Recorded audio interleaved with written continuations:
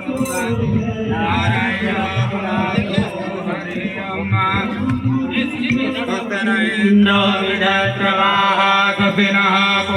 विश्ववेदा स्वस्ति न तारचो अरिष्टनेमि स्वस्ति न बृहस्पतिर्दधातु बृहदस्वा मरुतः कृष्णिमातर शुभं यावानो विदधेषु जग्मय अग्निर्जिह्वा मनवः शूरा चक्षु विश्वेनो देव अवसागमान्निः सुरया भद्रं पश्येवाक्षभिर यत्राः स्थिरैरङ्गै सुष्ठवगं नोभिर्विषेमहितेवाहित यदायुः सत्यमिन्न सरदो अन्ति देवाय नक्षत्राजरसन्तनु नाम पुत्राशो यत्र पितरो भवन्ति मानो मध्यारिक्तायुगन्तोः अदितिरजौ अदितिरन्तरिक्षगतिरमाता सपिता ततो नो अभयं कुरुषन्नः कुरु प्रजा भयो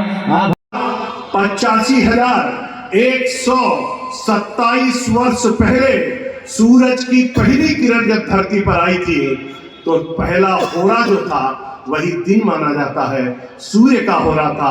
और वो दिन कौन सा था? वो रविवार था, यानी सृष्टि की रचना का दिन रविवार था। और इसीलिए सप्ताह का पहला दिन रविवार होता है और अंतिम दिन शनिवार होता है। संयोग से कितना सुखद संयोग है कि अंतिम दिन आज शनिवार है और कल पहला दिन रविवार होने वाला है।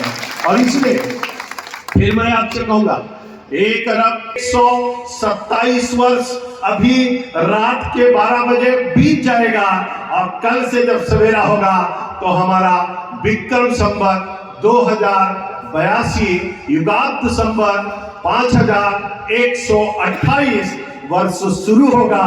दिन कौन सा होगा? रविवार होगा।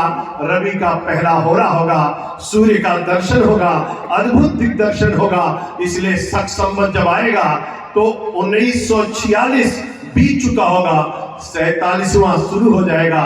शक संवत का 1947वां, विक्रम संवत का 2022वां और युगांत संवत का 5128वां वर्ष कल सवेरे रविवार के दिन शुरू हो रहा है। आप कल्पना करिए इस वर्ष का मालिक कौन है? इस वर्ष का मालिक सूर्य है और इसका मंत्री या मालिक माने राजा। राजा सूर्य है और मंत्री कौन है? संयोग देखिए कितना अद्भुत है, भारत के लिए कितना दिव्य है कि राजा भी सूर्य है और मंत्री भी सूर्य है। दोनों विधाएं मिल रही हैं, राजा भी सूर्य और मंत्री भी सूर्य। और इसलिए सूर्य 2025वां वर्ष और 2022वां हमारा 22वां जो हमारा संवत है उसका राजा और मंत्री सूर्य हो रहा है। और इसलिए सूर्य किसका प्रतीक है? भारत का प्रतीक है। और इसलिए हम कहते हैं हमारे आपके सबके मन में भावना होगी, जब काल गणना प्रारंभ हुई तो सतयुग बीत गया 17,28,000 वर्षों का, त्रेता बीत गया 12,96,000 वर्षों का, द्वापर बीत गया 8,64,000 वर्षों का, कलयुग के 5,127 वर्ष आज रात को बीत जाएगा। कल से जब शुरू होगा तो कलयुग का 5,128वां वर्ष शुरू होगा। अब मैं आपसे कहना चाहता हूं ये 5-5 वर्ष, ये 5 हमारे चारों युगों को मिला करके एक चतुर्युगी बनती है। एक चतुर्युगी की आयु कितनी है? आप जब इसको सोचोगे तब भारत की आपको संस्कृति और संस्कार, धर्म और विचार और अध्यात्म और प्राचीनता का बारे में पता चलेगा। तो सतयुग कितने वर्षों का है? 17,28,000 वर्षों का। त्रेता कितने वर्षों का है? 12,96,000 वर्षों का। और त्रेता कितने वर्षों का है? 8,64,000 वर्षों का। और कलयुग की आयु कितनी है? 4,32,000 वर्ष। अब आप इसको जोड़ दोगे तो कितने वर्ष हो जाएंगे? इनको चारों को जब जोड़ोगे तो 43,20,000 वर्ष होगा। 43,20,000 वर्षों का एक चतुर्युगी बनेगी। और एक चतुर्युगी जब 71 बार होती है, हमारे यहाँ 71 बार ये चारों युग जब आएंगे तो एक मनवंतर होता है। एक मनवंतर की इतने वर्ष हो गए, तो किसी मुसलमान से पूछ लीजिए, वो भी बताएगा हिजरी कैलेंडर को कितना दिन हुआ, तो कहेगा 1448 वर्ष हुआ। यानी 1400 वर्ष पहले दुनिया में कहीं पर भी इस धर्म के बारे में कोई नहीं जानता था। किसी ईसाई से मिलिए, किसी पादरी से मिलिए, उनसे पूछिए ईसा का धर्म कब से, ईसाई धर्म कब से आया, वो अच्छे से आपको बताएंगे। ईसा मसीह के बाद हमारे आपके सबको पता चल जाएगा कितने साल हुआ, तो आपको पता चलेगा कि 2021वीं शताब्दी चल रही है। आप कल्पना करके पूछोगे तो आपको पता चल जाएगा। और इसलिए दुनिया में किसी से जाके पूछो पारसी धर्म कब आया, तो आपको उसकी भी आयु पता चल जाएगी। लेकिन दुनिया में जाकर के पूछो सनातन धर्म कब आया, सनातन कब से है, तब लोग बताएंगे 1,95,58,85,127 वर्ष पहले हमारा सनातन आया है। तब उनसे पूछो, उनसे बात करो। मनवंतर बीता है, इतने मनवंतर में बीत चुके हैं, अभी कितना मनवंतर बाकी है। अब आपको मैं मनवंतर बताता हूं। जब 14 मनवंतर होता है तब ब्रह्मा जी का एक दिन पूरा होता है। 14 मनवंतर में एक दिन ब्रह्मा जी का पूरा होता है। अभी कितना मनवंतर बीता, अभी तो 6 मनवंतर बीता है, 7वां चल, एक दिन और एक रात पूरा होगा। लोग सोचते हैं, लोग कल्पना करते हैं, गणना करते हैं। मैंने कहा तुलना किससे कहते हो? आदरणीय शांतनु महाराज जी चिंतित हो रहे थे। मैं तो कहता हूं चिंतित होना चाहिए, लेकिन मैं आपसे एक बात कहना चाहता हूं। दुनिया में किसी देश के पास चले जाओ और कहीं भी खड़े हो जाओ, उत्तरी ध्रुव पे जाओ, मनवंतर बीत चुके मेरे कुछ भुवनपुर के वीर सपूतों, आपके 6 मनवंतर बीत चुके हैं, 7वां मनवंतर चल रहा है। 7वें मनवंतर की 28वीं चतुर्युगी चल रही है। 28वीं चतुर्युगी का कलयुग चल रहा है। कलयुग का प्रथम सोपान चल रहा है। और आज रात के बाद 5127 वर्ष कलयुग के बीत जाएंगे और 5128वां वर्ष शुरू हो जाएगा। आप लोगों को जैसा कि श्रद्धेय शांतनु महाराज जी का एक ध्येय है, श्रद्धेय महेंद्र सिंह जी का एक ध्येय है, श्रद्धेय प्रवीण जी का एक ध्येय है, इस मंच पे बैठे कवियों का एक ध्येय है। उस ध्येय को मैं आपके बीच में रखना चाहता हूँ। विवेकानंद जी क्या कहना चाहते थे कि घनघोर तिमिर को भेद यहाँ नवगीतों का स्वरछंद बनो। बनना है तो घनघोर तिमिर को भेद यहाँ नवगीतों का स्वरछंद बनो। हे भारत के युवा सिपाही, उठो विवेकानंद बनो। घनघोर तिमिर को भेद यहाँ नवगीतों का स्वरछंद बनो। हे भारत के युवा सिपाही, उठो विवेकानंद बनो। विश्व गुरु बन सकते हो तुम, विश्व गुरु बन सकते हो तुम। बस इतना सा ध्यान रखो, उस युवा पुरोधा के सपनों का मन में हिंदुस्तान रखो। वाह, क्या था उस समय का दृश्य, जब अंधकार अंगड़ाई लेकर तरुणाई पर छाया था, जब घोर कालिमा सी लगती थी युवावर घबराया था, जब जब गोरों के आंगन में भारत का सूरज ढलता था, तब तब नववीर सपूतों को यह दृश्य समूचा खलता था। जब पश्चिम ने यह भ्रम पाला हम सकल विश्व पर राज करे रहेंगे, उन्हें सदा यह लगता था भारत में कुछ भी ज्ञान नहीं, ये जाहिल अनपढ़ पागल है, दुनिया में इनका मान नहीं। बस जात धर्म के झगड़े में पढ़ते हैं, करते तर्क नहीं, चाहे इनको कुछ भी कह दो, पड़ता इन पर कुछ फर्क नहीं। तब सभा मध्य में एक युवा हुंकार भरा और बोल उठा, उस युवा शक्ति के बेग के सन्मुख सारा मंजर डोल उठा। पुरानी पद्धति के हिसाब से अगर देखा जाए तो धीरेन्द्र शास्त्री एक भारतवर्ष की कल्पना जो कर रहे हैं वो सनातन की कर रहे हैं। उस मांग पे आप क्या कहना चाहेंगे कि जो एक परंपरा चलती आ रही है धीरेन्द्र शास्त्री की कि ये सनातन धर्म का एक नहीं, ये शाश्वत मान है, शाश्वत परंपरा है। सनातन का अर्थ ही है जिसका कोई आदि और अंत न हो। तो ये परंपरा बीच बीच में किन्हीं कारणों से, आक्रमणों से आदि से कुछ खंडित हुई है, उसी के पुनर्स्थापना की मांग है। ये देश सनातनियों का है और वस्तुतः इस देश का नाम ही भारत और हिंदुस्तान है, जो हिंदुओं का स्थान है। इसलिए वो मांग बहुत शाश्वत है और बहुत सटीक है, समीचीन है, समय की आवश्यकता है। अभी जैसे राणा सांगा जी पे एक विवाद उसको बोला गया है सदन के अंदर, उस पर क्या कहना चाहेंगे आप? वो मूर्खतापूर्ण है, विवाद है और लज्जास्पद विवाद है।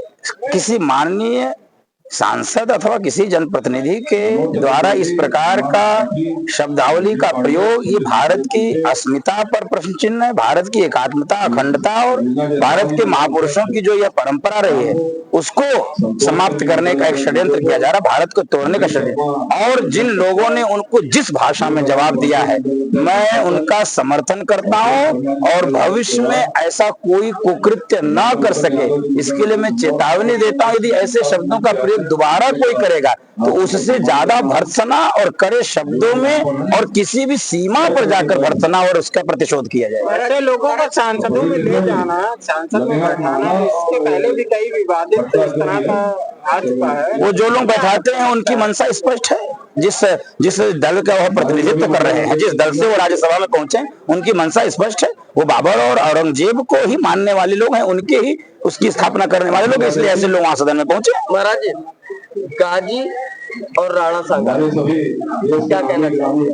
कोई तुलना ही नहीं है ना, सूर्य और कीचड़ ये कोई तुलना नहीं है ना, सूर्य और जुगनू ये कोई तुलना नहीं होती है ना, ये तुलना ही नहीं है। राणा सांगा इस दुनिया के देदीप्यमान सूर्य हैं और ये जो लुटेरे हैं तो लुटेरे ही रहेंगे। गाजी के साथ, बाबर के साथ, अकबर, इनके साथ कोई ये लूटने लोग लुटेरे थे विशुद्ध, इसलिए महापुरुषों की तुलना करना भी है एक थोड़ा विचित्र स्थिति बन महाराज जी। लेकिन विभिन्न पार्टी के लोग औरंगजेब की जो है गाथा बताते हैं कि उन्होंने विभिन्न मंदिर बनाए, ये सब बनाया, तो क्या है? पूरी दुनिया के इतिहास में सबसे ज्यादा मंदिर तोड़ने वाला और सबसे ज्यादा परंपराओं को नष्ट करने वाले भी कोई हुआ है, दुर्दांत व्यक्ति, उसका नाम है औरंगजेब, जिसको दुरुस्त करने का काम छत्रपति शिवाजी महाराज ने किया था।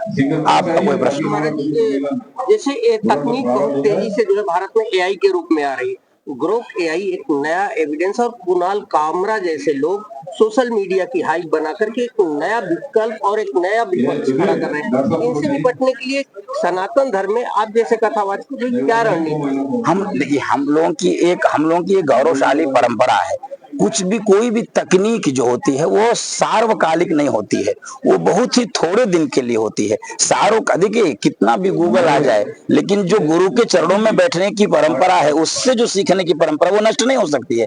इसलिए इस प्रकार की एआई के माध्यम से या इस प्रकार की कोई भी तकनीक वह भारत की किसी भी शास्त्रीय परंपरा का विकल्प नहीं हो सकती है। इसलिए हम लोग तो उसी मार्ग पर चलते हैं कि हमारी जो शास्त्रीय परंपरा है वह कैसे दुरुस्त बन सके और कैसे उसमें नवीन नूतन प्रयोग कर सके। जैसे मैंने शब्द का प्रयोग किया, हमारी चिर पुरातन नित्य नूतन ये हमारी परंपरा है, इसी की स्थापना यही हमारी रणनीति है।